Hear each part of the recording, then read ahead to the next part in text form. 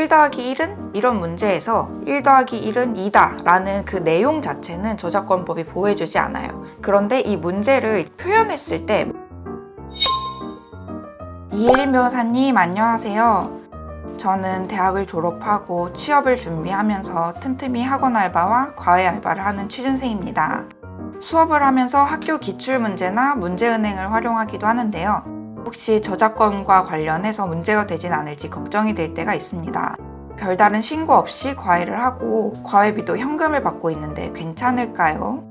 요즘 저작권에 대한 인식이 많이 높아져서 저작권 침해로 인해서 형사고소까지도 많이 이루어지고 있어요. 저작권 침해 이슈는 좀 각별히 조심해야 될 부분인 것 같아요. 먼저 기출문제를 활용하는 게 저작권 침해가 되냐? 이거에 대해서 한번 말씀을 드려볼게요. 저작권법상 보호되는 저작물이 되려면 창작성이 있어야 됩니다. 기출문제 같은 경우에도 창작성이 인정된다면 저작권법상 보호되는 저작물에 해당하고 이것을 저작권자의 허락 없이 영리 목적으로 사용하게 된다면 저작권법 침해가 되니까 조심하셔야 됩니다. 이때 대법원은 고도의 창작성을 요구하지는 않아요. 출제를 했을 때 정신적인 노력과 고심 끝에 남의 것을 베끼지 않고 문제를 출제했고 문제의 표현이나 제시된 보기의 표현에 최소한도의 창작성이 있다면 그 문제는 저작권법상 보호되는 저작물에 해당한다라는 그런 판례가 있었습니다.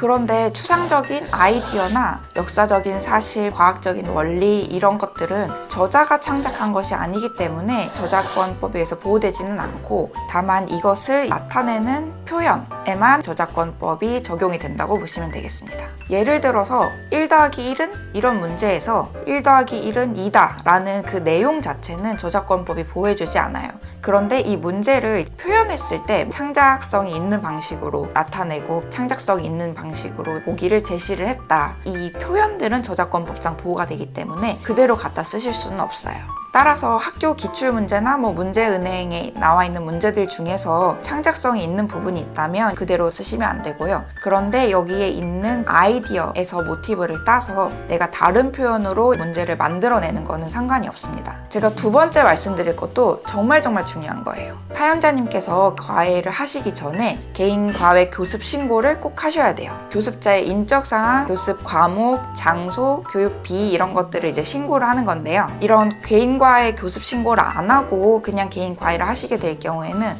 형사처벌도 받으실 수 있어요. 세 번째로는 세무 이슈가 있는데요. 일단은 소득이 있으면 세금을 납부를 해야 됩니다. 개인 과외 같은 경우에는 부가가치세는 면제되는 대상이어서 부가가치세 신고는 하지 않으셔도 되는데 현금으로 받으신 과외비에 대해서는 현금 영수증 발행을 꼭 하셔야 됩니다. 종합소득세도 신고하시고 납부를 하셔야 됩니다. 이 세 가지를 주의하셔서 나중에 난처해지는 상황이 없도록 잘 대응하시기를 바랄게요.